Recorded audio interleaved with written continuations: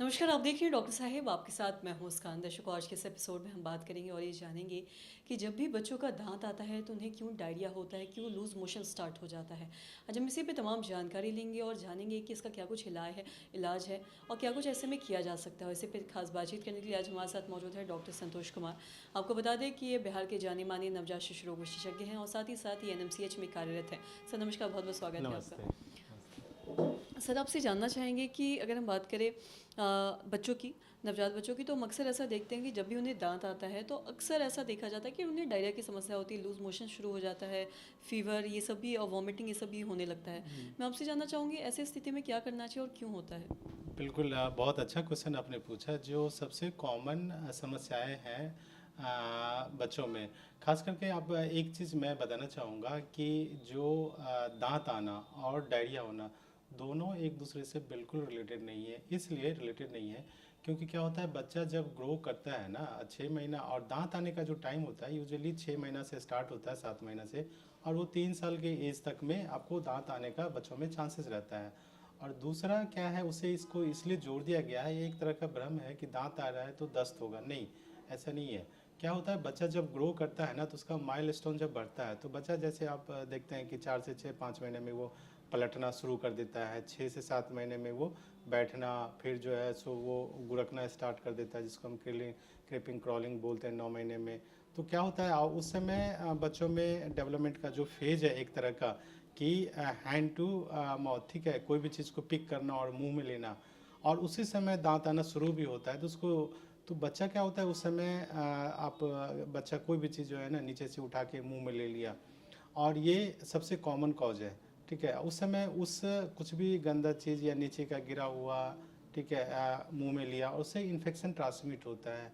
Infection transmit हुआ, पेट का infection हुआ, पेट का इन्फेक्शन हुआ तो स्वाभाविक से है कि जो पेट से रिलेटेड समस्या है वो बढ़ेगा, जिसमें दस्त होना, उल्टी होना, बुखार होना।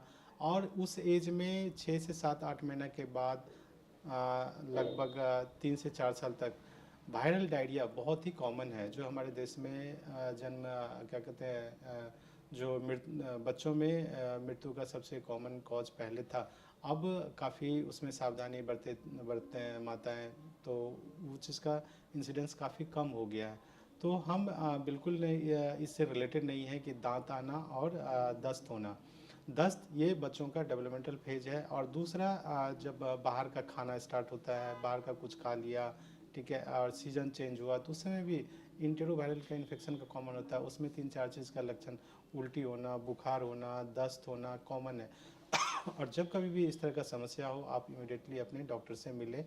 एंड दस्त जैसे स्टार्ट होता है, आपको लगा कि हाँ ये दस्त स्टार्ट हो गया, पतला पॉटी हो रहा है, उसको पानी जैसा, उसमें फटा फटा हल्का दही जैसा दिखे, इमीडिएटली उसी समय बच्चे को जो आप खिला पिला रहे हैं उस समय दूध पिलाना कंटिन्यू रखें, बंद ना करें। और दूसरा, ORS का जो है सप्लीमेंट बना के, ORS जैसे अगर घर में नहीं है तो इमीडिएटली एक गिलास में एक चुटकी नमक, एक चम्मच चीनी मिला के वो पिलाएं। और सबसे अच्छा है कि आप जो ORS पाउडर होता है जो मार्केट में अवेलेबल है, 2 तरह का पाउडर अवेलेबल है। एक 1 लीटर पानी में बनाने वाला, जिसका जो वज़न होता है 20 ग्राम होता है। एक छोटा होता है 4.5 से 5 ग्राम का, वो 200 ml में बनाने का होता है। उसको आप बनाइए और बच्चे को इमीडिएटली ORS पिलाना शुरू कीजिए। ठीक है, और दूसरा जिंक टैबलेट होता है वो उसमें लगता है, और उसका कोर्स पूरा कीजिए, और अपने इमीडिएटली नज़दीक में जो हॉस्पिटल है या डॉक्टर है उनसे मिलिए और ट्रीटमेंट लीजिए, और वो ठीक हो जाता है। तो दांत आना और दस्त से कोई रिलेशन नहीं है, जो कि हमारे समाज में इस तरह का भ्रांतियाँ है। जी, मतलब हम ये समझ सकते हैं कि जब भी बॉडी का डेवलपमेंट होता जी, है तो तब ये सारी चीज़ें होती हैं, इसका होने के दांत से चांसेस कोई रहता है, रिलेशन नहीं बिल्कुल है। और बिल्कुल। साथ ही मैं आपसे ये भी जानना चाहूँगी कि अगर किसी को डायरिया हो रहा है, कई बार हम ऐसा देखते हैं कि बहुत बार डायरिया बच्चों को हो जाता है, जी जी वॉमिटिंग आना या पतला पॉटी होना। तो जी। ये सब अगर बार बार किसी को, बच्चे को बार बार मतलब पतला पॉटी हो, तो ऐसे में क्या किया जा सकता है। जी, आपने सही पूछा।